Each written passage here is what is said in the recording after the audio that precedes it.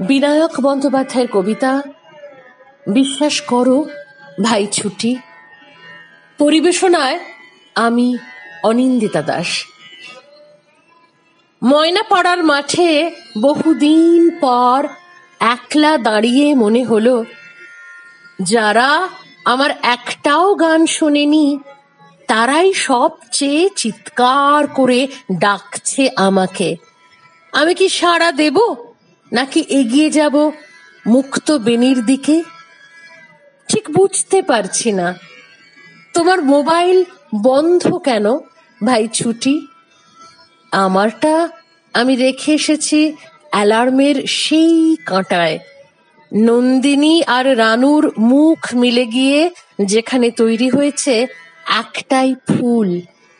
তার নাম সকলেই জানে, কিন্তু সেই ফুলকে আবার মুখশ্রীতে অনুবাদ করার কথা বললে অর্ধেক চুপ করে থাকবে, আর বাকি অর্ধেক দেখিয়ে দেবে সেই বাথরুমের দরজা যার ভিতরে পাপ আর পুণ্য একটাই বালতি দখলের যুদ্ধে নেমেছে। আমি স্নান করব না, আমার জ্বর জ্বর। যদি স্পঞ্জ শব্দটাকে এমন ভাবে উচ্চারণ করো যে মনে হয় সমুদ্র, না বলবো তাও। আমার ভিতর ঢেউ খুঁজে পাচ্ছি না কোনো। বালি যা আছে তা দিয়ে দুকামরার ঘর হতে পারে। মূর্তি বানালেই দৃষ্টি থেকে সরে যাবে চোখ, গাল থেকে টোল, হাসিটুকু আঁজলায় ধরে শিলাইদহ থেকে জোড়াসাঁকো যেখানে যাব গায়ে আছড়ে পড়বে মরা বাচ্চার মায়ের কান্না।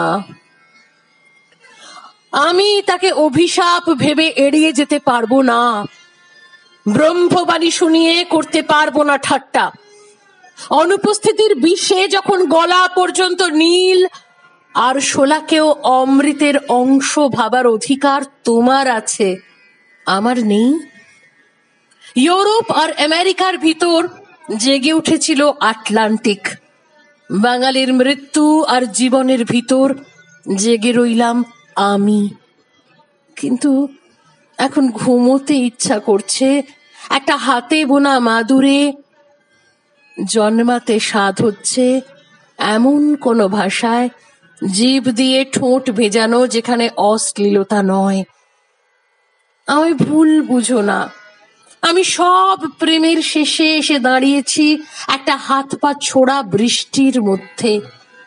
সব প্রতিবাদের শুরুতে কুকুরের লেজ থেকে খুলে ফেলেছি কালী পটকা। আমি পাথর তো নই যে চূড়া থেকে গড়িয়ে পড়লেও আবার চূড়াতেই উঠতে চাইব। তুমি বিশ্বাস করো ভাই ছুটি, আমি আসলে একটা উদ্ভিদ। রেডিও চুরি যাবার বেদনায় আমার বন্ধু জগদীশ যার প্রাণ প্রতিষ্ঠা করেছিল।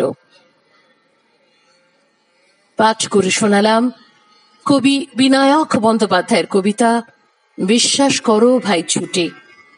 পাঠ করলাম আমি অনিন্দিতা দাস। নমস্কার।